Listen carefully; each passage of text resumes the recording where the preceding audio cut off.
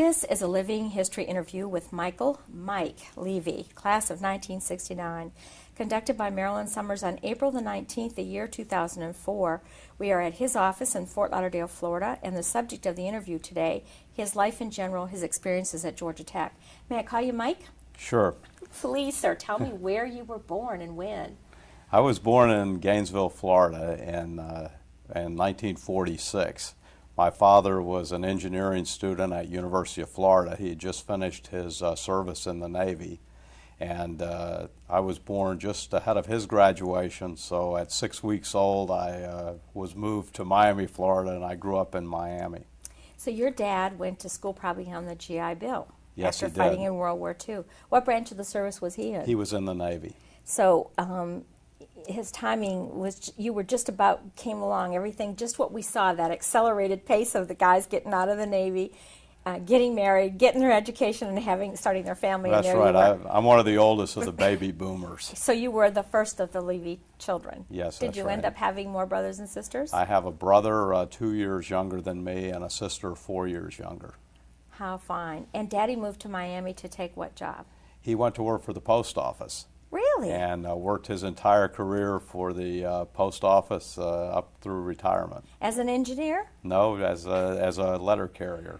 Isn't that interesting? Yes, their jobs were a little scarce when he got out of school, and he had a family to support, and had that job for his entire career. Well, there was a lot of security in a government position, so right. He opted for the security of it. So, And did your mom work?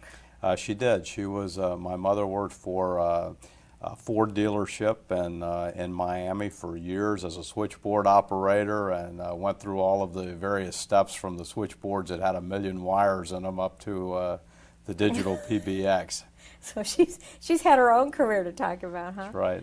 And you grew up in the city of Miami? Yes. Where did you go to elementary school? I went to elementary school at Citrus Grove Elementary, which was right in the heart of what's now Little Havana. And I went to junior high also at Citrus Grove, and went to high school at Miami High, which was the largest high school in the state. It had 4,000 students even when I was there in the early 60s. So really you stayed right in the same place? Right. I grew up on Flagler Street and 25th Avenue, which is only about 2 miles out of downtown Miami. Now, I know Flagler's a famous name in Florida, period, isn't it? So yes, that's it's the street in Miami that divides north and south. And there you were, right in the heart of it. Were you a good student, Mike? Do you remember going to elementary school? I made good grades. I don't think I was a good student necessarily. You were if you made good grades. It means I didn't have to beat you to get you to go to school. You didn't mind it. Were you into athletics in those times? Yes, I played every sport there was when I was young. My parents would drop my brother and I off at the park every day during the summer, and we played everything from marbles to ping pong to baseball to whatever was going on. Because that's where you spent your days while Mama was working then. Right. Isn't it? It was such an innocent time. It was so much easier to bring up children in those days. Yeah, I think that's true. It really is true. It wasn't complicated, was it? No, we... you knew you were going to go there and do something, and you didn't get into trouble. You did what you were supposed to do and managed nicely. When you were growing up, did you grow up with the idea that you would go on to higher education? Absolutely. There was never a question about that. So your parents instilled that in you from the beginning. Why Georgia Tech? How did that happen? I had always done very well without studying, really, in math and science. Our perfect candidate. And I knew all of the tests that I took in high school, aptitude tests, that sort of thing, pointed me towards a technology orientation, and I liked electronics and felt that I should go to an engineering school. And I thought about where to go. All of my friends were going to University of Florida. Which I was going to ask.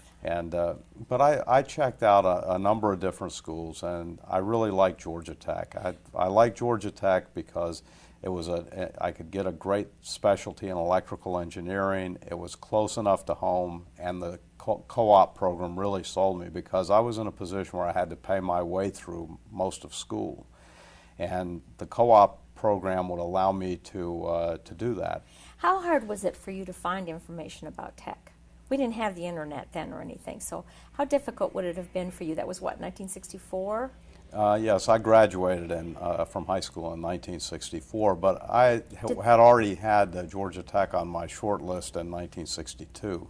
That early you were aware Yes. of it. Mm-hmm. Did the school counselors recommend it to you, or did they have information for you? No, not really. I mean, I just wrote to all the colleges and asked for information. I looked at Rensselaer, I looked at Rice, and I even I even qualified for West Point. I went through all of the interviews with my congressman and his staff, and took the physical and the written test, and I was one of the alternates to go to West Point. And at the last minute, I was invited to go up to West Point and compete with the other alternates because a spot had developed. But by that time, I was committed to Georgia Tech. Ah, no regrets? Absolutely not. It's easy for you to look back and say that. But with Cardi, I'm just wondering, when people come to Tech from another state, you're going to pay higher tuition because you were an out-of-state student. Right. And yet, if you hadn't been industrious enough to go look for yourself, you wouldn't have even known about it. How well known were we in the South at that time? Georgia Tech was well known, and I was, of course, a football fan. Georgia Tech had a good football team, and you had heard of that before, so. Oh, sure. I mean, it was no secret. It was no secret. So Georgia Tech really appealed to me, and with the co-op program, I knew I could pay the higher tuition. Yeah, that's really cool that the co-op program. And it worked out fantastic for me because I worked for Florida Power and Light in Miami. So I was at Georgia Tech during football season in the fall, and during spring when we had all of the good fraternity parties, and I was in Miami in the winter and the summer. So you had that worked out very nicely. Did they find you the job with Florida Power and Light, or did you find that yourself before you went? The way the co-op program worked at that time was various companies would send representatives to campus to interview people, and or arrange for interviews when you were home between breaks and so on. So during that first quarter at Georgia Tech, I had numerous interviews with companies, and Florida Power and Light was my preferred company because I could live at home while I was save even more money. Yeah. So I had interviews with Florida Power and Light, and was accepted as a co-op student there. So it really worked out great. Now, to get accepted at Tech in the first place, you did it all by mail. You had to write in? Well, sure. You had to take, of course, the SAT test, and I don't know what they're like today, but there was the basic math and verbal skills SAT, and then there was an additional battery of 3 other tests involved with the SAT that I had to take. And after you had done very well in all of those, then you wrote and said you were interested. They would send a transcript, or they didn't come looking for you. You had to go looking for them. Yeah, that's right. Yeah. And I wasn't applying for financial aid or anything, so I got accepted and went on to major in electrical engineering. And when you got up there, it was for the fall quarter. We were in a quarter system at that time, so you got up there to be there at the best time of the year to start your studies. Right. How well prepared were you for Georgia Tech?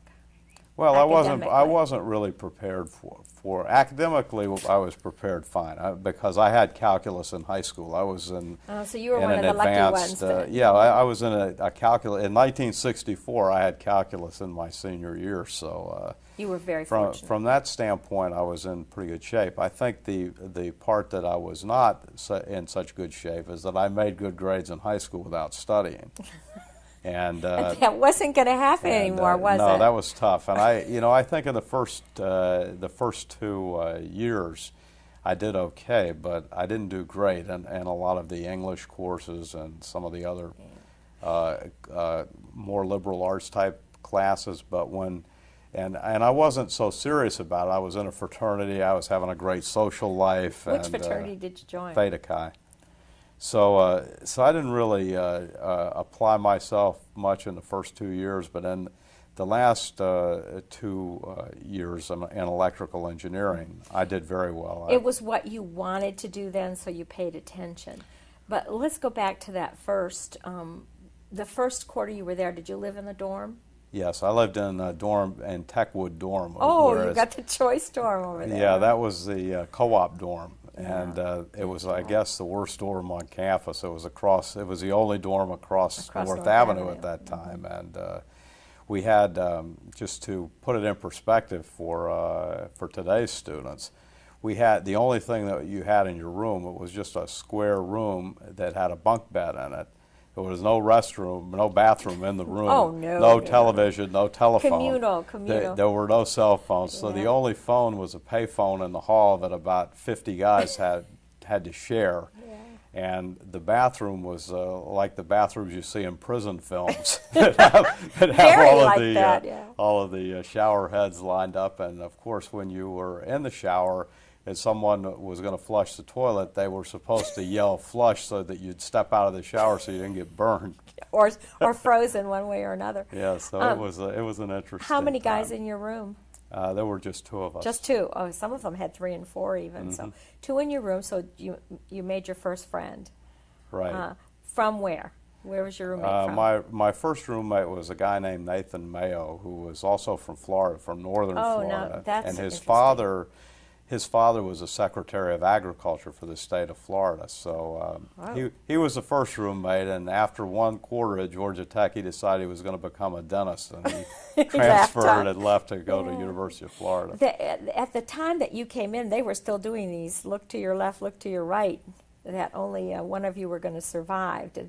So you had a big class coming in. Was that about true for you at the end of the line? Did lots of people drop out? No, I think there were quite a few. I think the bigger number that dropped out, at least of electrical engineering school, was in the sophomore year when you start taking the first double E courses, because the first 2 courses were designed to figure out who should really be a double E. So everybody became industrial management majors after that. There was a lot of transferring going on. There were at least 3 out of 4 aspiring double E's that changed majors after those first 2 courses. And for you, it just got better because you were so interested in what was going on and you well prepared. So many of the southern boys, not Florida Southern, but southern Georgia, never even heard of calculus. And those guys really suffered to stay in school. It was really survival technique. So you had a big advantage over them in that you understood that much of it. Do you remember any of the faculty? I only remember really a few guys. I remember Dr. Webb in electrical engineering, who's still there today, and Dr. Ray. I don't know if he's still there or not in electrical engineering. Yeah, Dr. Dale Ray. And he's retired. He's retired. But those are really the only names The fact that I you can remember. remember 2 of them is pretty good. Did you think you got enough help that people were interested in seeing you get through school? Did you feel strong? You know, I never talked to a professor. If you could avoid it, you did. No, I never did. I mean, I never went to see anybody. I never asked for help or anything. I just went through the classes. You were independent. Yeah, the less I talked to those guys about it. The better off you were.